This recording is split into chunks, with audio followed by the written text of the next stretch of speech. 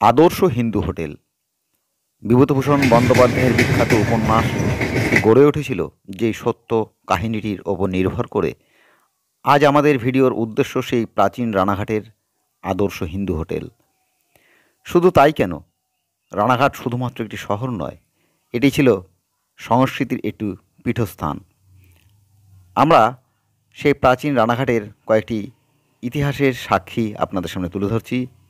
এই হলো Ranaghat talkies cinema hall, যেটি রানাঘাটের সবচাইতে প্রাচীন সিনেমা হল।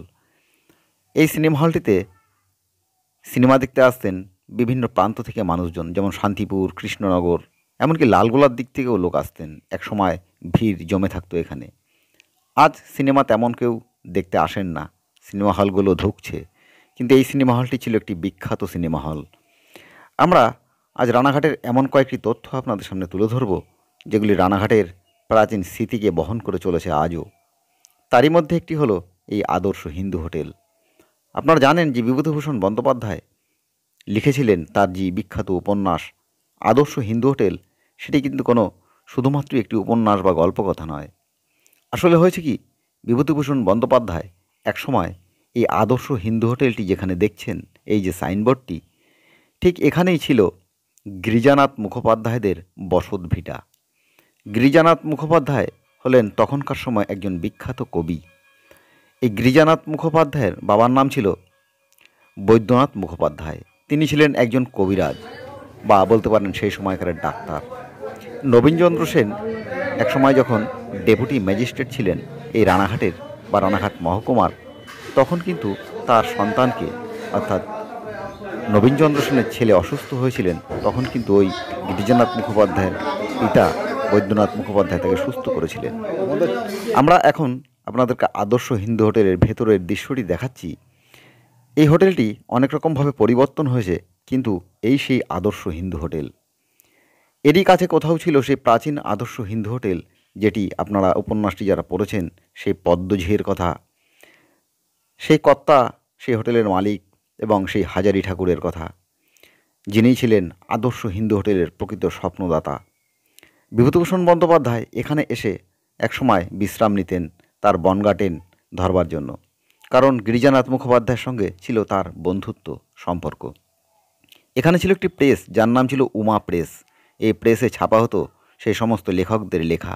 ইনি হলেন সেই গিরিজানাথ মুখোপাধ্যায়, যাদের সম্পত্তি ছিল এই সমস্ত এরিয়া, এবং তারা ছিলেন জমিদার।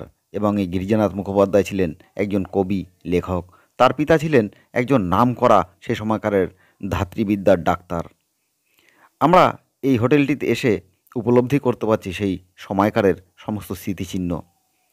আপনারা শুনলে অবাক হবেন, সেই যে বিভূতিভূষণ বন্দ্যোপাধ্যায়ের আদর্শ হিন্দু হোটেলের পরে হোটেলের যারা মালিক পরিবর্তন হয়, পরবর্তীতে যিনি প্রতিষ্ঠা করেন, তার নাম গোপীনাথ কুণ্ডু।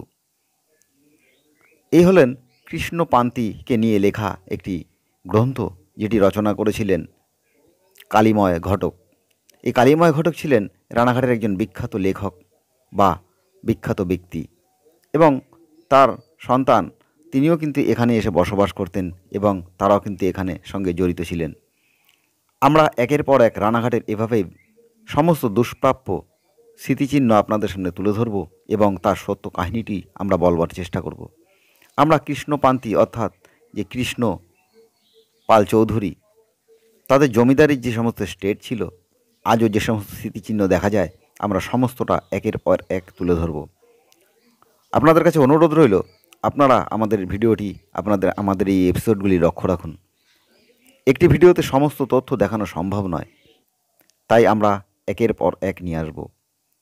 আদর্শ হিন্দু হোটেলের যে স্মৃতি, সেটি সমগ্র বাংলায় ছড়িয়ে পড়েছিল, এবং তার সেই নামডাক আজও কম নয়। রানাঘাটে যারাই আসেন, তারা অবশ্যই একবার আদর্শ হিন্দু হোটেলে ঘুরে যান, আর কিছু মুখে দিয়ে যান। এই সেই স্থান যেখানে বিভূতিভূষণ এসে বিশ্রাম নিতেন, এবং তার অনেক উপন্যাস লেখা হয়েছিল এখান থেকেই। আর এই হলো রানাঘাট রবীন্দ্র ভবন। আপনারা শুনলে অবাক হবেন যে এই রবীন্দ্র ভবনটিকে নিয়ে কত স্মৃতি জড়িয়ে রয়েছে, কারণ এটিই ছিল এশিয়ার সর্বপ্রথম রবীন্দ্র ভবন। এশিয়ার মধ্যে প্রথম যখন রবীন্দ্র ভবন প্রতিষ্ঠিত হয়, সেটাই ছিল এই রানাঘাট। আর তার প্রাণপুরুষ যারা ছিলেন, তাদের মধ্যে একজন ছিলেন রবীন্দ্রনাথের জীবনীকার প্রভাত কুমার মুখোপাধ্যায়। তার এই চিঠিটি আমরা আপনাদের দেখালাম, যেটি রবীন্দ্র ভবন উদ্বোধনের পর তিনি যখন একবার এসেছিলেন তখন তিনি এই চিঠিটি বা এই পত্রটি লিখেছিলেন, এবং এই রবীন্দ্র ভবন উদ্বোধনকালেও তিনি ছিলেন। তখনকার সময়ের এই যে দৃশ্যগুলি দেখছেন, এগুলি পুরনো রবীন্দ্র ভবনের ছবি। এখন আপনারা দেখছেন সেটি রবীন্দ্র ভবন নতুন করে আবার তৈরি হচ্ছে, কারণ পুরনো ভবনটি জরাজীর্ণ হয়, সেটি ভেঙে ফেলতে হয়। আর এই যে ছবিগুলি দেখছেন, এগুলি সেই পুরনো রবীন্দ্র ভবনে তখনকার সময় যে সমস্ত অনুষ্ঠান হতো, নাটক বা গান বাজনা হতো, তারই একটি দৃশ্য। এই রবীন্দ্র ভবনটি আবার পুনরায় তৈরি হচ্ছে এবং কোনো কারণে কাজটি থেমে রয়েছে। আমরা সরকারের কাছে আবেদন করব যে আপনারা খুব শীঘ্রই এই রবীন্দ্র ভবনটি আবার চালু করুন এবং সেখানে আবার নতুন করে বিভিন্ন অনুষ্ঠান পরিচালিত হোক, এবং এখানকার সংস্কৃতির সঙ্গে সেটি একাঙ্গিকভাবে জড়িয়ে আছে, এবং আমরা আশা করব এই রবীন্দ্র ভবনটি খুব শিগগিরই চালু হবে।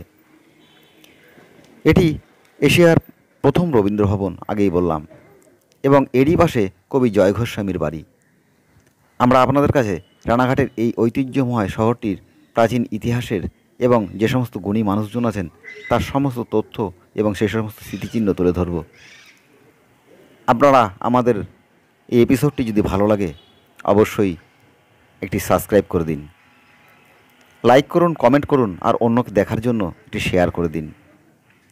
এই রবীন্দ্র ভবনে অনেক মানুষ এসেছিলেন, এবং এই পুরনো রানাঘাট যে শহরটি, এখানে একসময় কবি নজরুল ইসলাম, স্বয়ং রবীন্দ্রনাথ ঠাকুর এসেছিলেন। আমরা সেই সকল দৃশ্য আপনাদের দেখাবো।